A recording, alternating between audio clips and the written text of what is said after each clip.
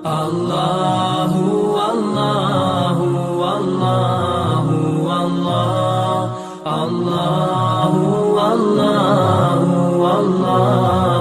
اللہ رب اشرح لي صدري ويسر لي أمري واحلل عقدة من لساني يفقهوا قولي أعوذ بالله من الشيطان الرجيم بسم الله الرحمن الرحيم يا أيها الذين آمنوا كتب عليكم الصيام اے ایمان والو فرض کیا گیا تم پر روزہ کما کتب علی الذین من قبلکم لعلکم تتقون جیسے فرض کیا گیا تھا تم سے اگلوں پر تاکہ تم پرہیزگار ہو جاؤ ایاما معدودات چند روز ہیں گنتی کے فمن کان منکم مریضا او علی سفر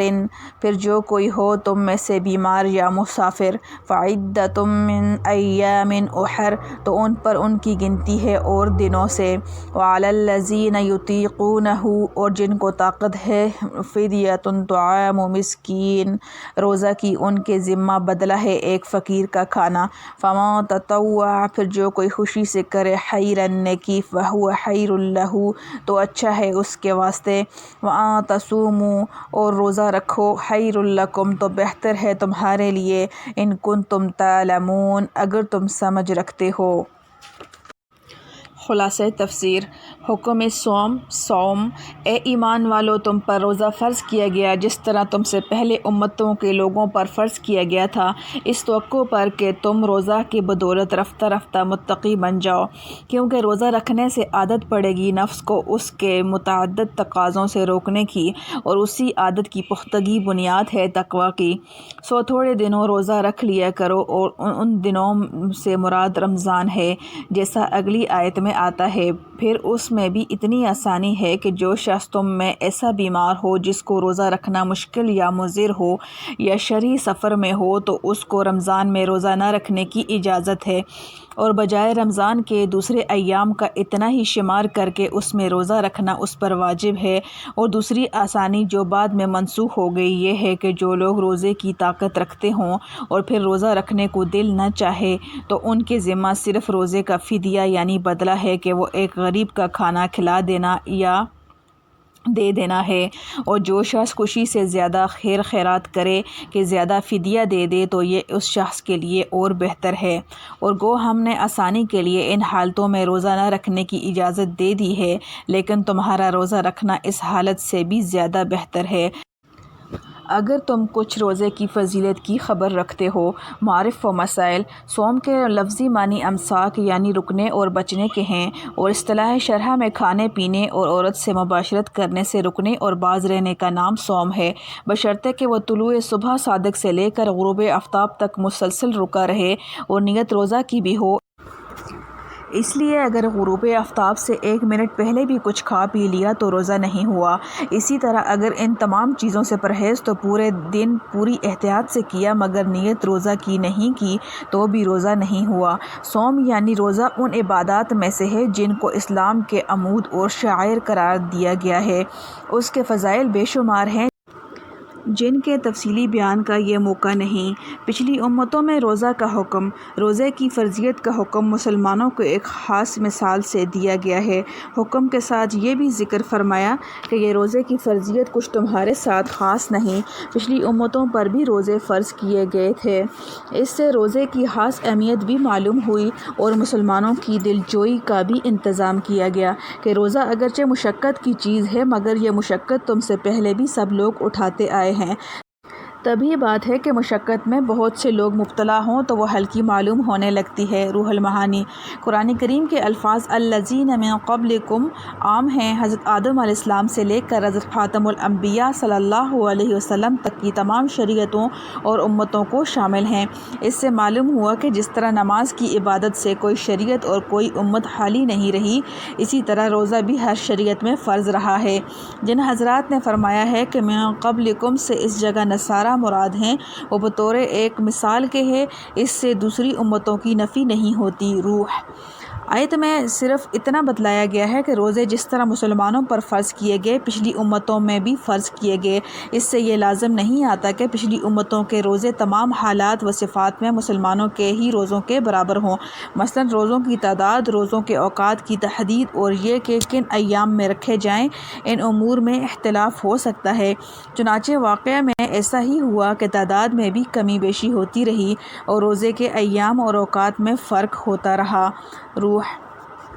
لعلکم تتقون میں اشارہ ہے کہ تقوی کی قوت حاصل کرنے میں روزہ کو بڑا دخل ہے، کیونکہ روزہ سے اپنی خواہشات کو قابو میں رکھنے کا ایک ملکہ پیدا ہوتا ہے، وہی تقوی کی بنیاد ہے۔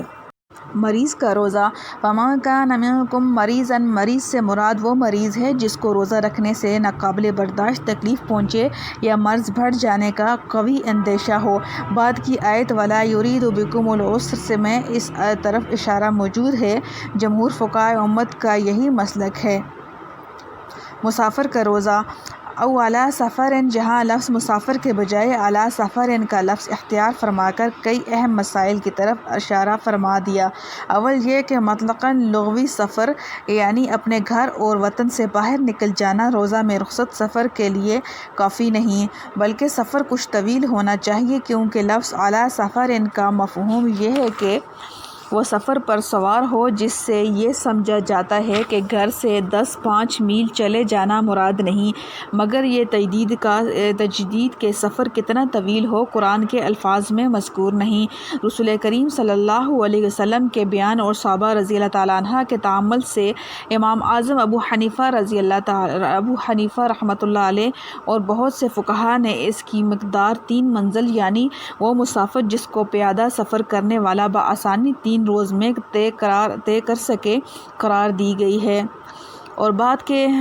فقہا نے میلوں کے حساب سے 48 میل لکھے ہیں۔ دوسرا مسئلہ اسی لفظ میں اعلیٰ سفر سے یہ نکلا ہے کہ وطن سے نکل جانے والا مسافر اسی وقت تک رخصت سفر کا مستحق ہے جب تک اس کے سفر کا سلسلہ جاری رہے، اور یہ ظاہر ہے کہ آرام کرنے یا کچھ کام کرنے کے لیے کسی جگہ ٹھہر جانا مطلقاً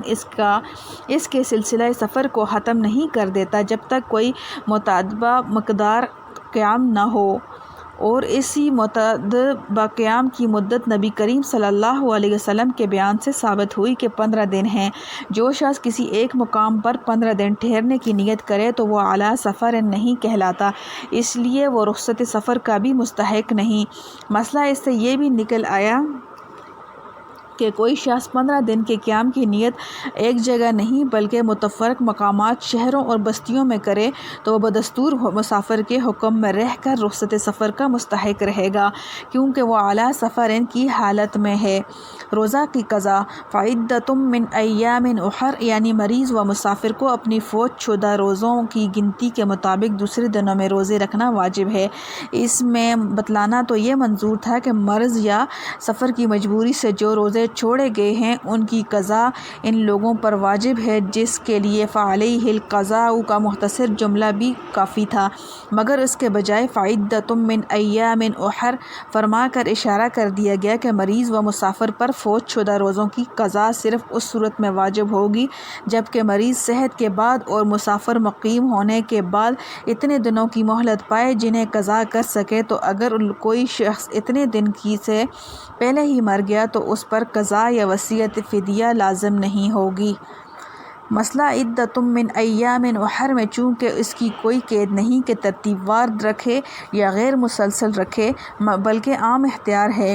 اس لیے اگر کوئی شخص جس کے رمضان کے ابتدائی 10 روزے قضا ہو گئے ہوں وہ 10ویں یا 9ویں روزے کی قضا پہلے کرے اور ابتدائی روزوں کی قضا بعد میں، تو اس میں بھی کوئی مذائقہ نہیں۔ اسی طرح متفرق کر کے قضا روزے رکھے تو یہ بھی جائز ہے، کیونکہ عدۃ من ایام اخر میں اس کی گنجائش ہے۔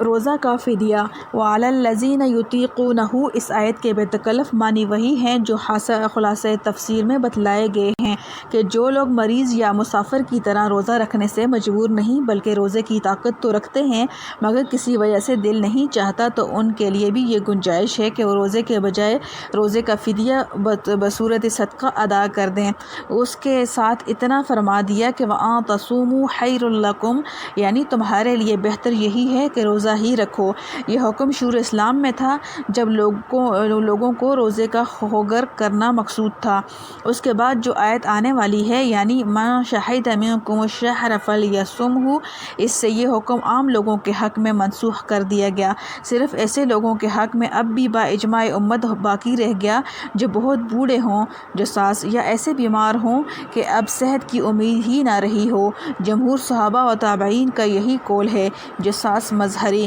صحیح بخاری و مسلم، ابو داؤد، نسائی، ترمذی، طبرانی وغیرہ تمام ائمہ حدیث نے حضرت سلمہ بن اکوع رضی اللہ تعالیٰ عنہ سے نقل کیا ہے کہ جب یہ آیت وعلی الذین یطیقونہ نازل ہوئی تو ہمیں اختیار دے دیا گیا تھا کہ جس کا جی چاہے روزے رکھے، جس کا جی چاہے ہر روزے کا فدیہ دے دے۔ پھر جب دوسری آیت من شہد منکم الشہر فلیصمہ نازل ہوئی تو یہ اختیار ختم ہو کر طاقت والوں پر صرف روزہ ہی رکھنا لازم ہو گیا۔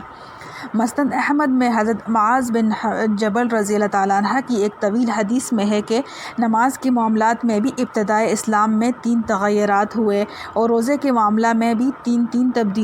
تبدیلیاں ہوئیں۔ روزے کی 3 تبدیلیاں یہ ہیں۔ رسول اللہ صلی اللہ علیہ وسلم جب مدینہ طیبہ میں تشریف لائے تو ہر مہینہ میں 3 روزے اور 1 روزہ یوم عاشوراء یعنی 10ویں محرم کا رکھتے تھے۔ پھر رمضان کی فرضیت نازل ہو گئی۔ کتب علیکم الصیام، تو حکم یہ تھا کہ ہر شخص کو اختیار ہے کہ روزہ رکھ لے یا فدیہ دے دے، اور روزہ رکھنا بہتر اور افضل ہے۔ پھر اللہ تعالیٰ نے دوسری آیت میں من شہد منکم الشہر نازل فرما دی۔ اس آیت نے تندرست قوی کے لیے یہ اختیار ختم کر کے صرف روزہ رکھنا لازم کر دیا، مگر بہت بوڑھے آدمی کے لیے یہ حکم باقی رہا کہ وہ چاہے تو فدیہ ادا کر دے۔ یہ تو 2 تبدیلیاں ہوئیں۔ تیسری تبدیلی یہ ہوئی کہ شروع میں افطار کے بعد کھانے پینے اپنی خواہش پورا کرنے کی اجازت صرف اس وقت تک تھی جب تک آدمی سوئے نہیں۔ جب سو گیا تو دوسرا روزہ شروع ہو گیا، کھانا پینا وغیرہ ممنوع ہو گیا۔ پھر اللہ تعالیٰ نے آیت احل لکم لیلۃ الصیام الرفث آیہ نازل فرما کر یہ آسانی عطا فرما دی کہ اگلے دن کی صبح صادق تک کھانا پینا وغیرہ سب جائز ہیں۔ سو کر اٹھنے کے بعد سحری کھانے کو سنت قرار دے دیا گیا۔ صحیح بخاری، مسلم، ابو داؤد میں بھی اسی مضمون کی احادیث آئی ہیں۔ ابن کثیر۔ فدیہ کی مقدار اور متعلقہ مسائل۔ 1 روز کا فدیہ نصف صاع گندم یا اس کی قیمت ہے۔ نصف صاع ہمارے مروجہ سیر 80 تولہ کے حساب سے تقریباً 2.25 سیر ہوتے ہیں۔ اس کی بازاری قیمت معلوم کر کے کسی غریب مسکین کو مالکانہ طور پر دے دینا 1 روزہ کا فدیہ ہے، بشرطے کہ کسی مسجد مدرسہ کی خدمت کے معاوضہ میں نہ ہو۔ مسئلہ 1 روزہ کے فدیہ کو 2 آدمیوں میں تقسیم کرنا یا چند روزوں کے فدیہ کو ایک ہی شخص کو ایک تاریخ میں دینا درست نہیں، جیسا کہ شامی نے بحوالہ بحراز کنیہ نقل کیا ہے اور بیان القرآن میں اسی کو نقل کیا گیا ہے، مگر حضرت رحمتہ اللہ علیہ نے امداد الفتاویٰ میں فتویٰ اسی پر نقل کیا ہے کہ یہ دونوں صورتیں جائز ہیں۔ شامی نے بھی فتویٰ اسی پر نقل کیا ہے، البتہ امداد الفتاویٰ میں ہے کہ احتیاط اسی میں ہے کہ کئی روزوں کا فدیہ ایک تاریخ میں ایک کو نہ دے، لیکن دے دینے میں بھی گنجائش بھی ہے۔ یہ فتویٰ مرحہ 1353 ہجری امداد الفتاویٰ جلد 2 صفحہ 124 میں منقول ہے۔ مسئلہ اگر کسی کو فدیہ ادا کرنے کی بھی وسعت نہ ہو تو وہ فقط استغفار کرے اور دل میں نیت رکھے کہ جب ہو سکے گا ادا کروں گا۔ بیان القرآن۔ الحمدللہ حمدا کثیرا طیبا مبارکا فیہ کما یحب ربنا ویرضی۔ یا حی یا قیوم برحمتک استغیث۔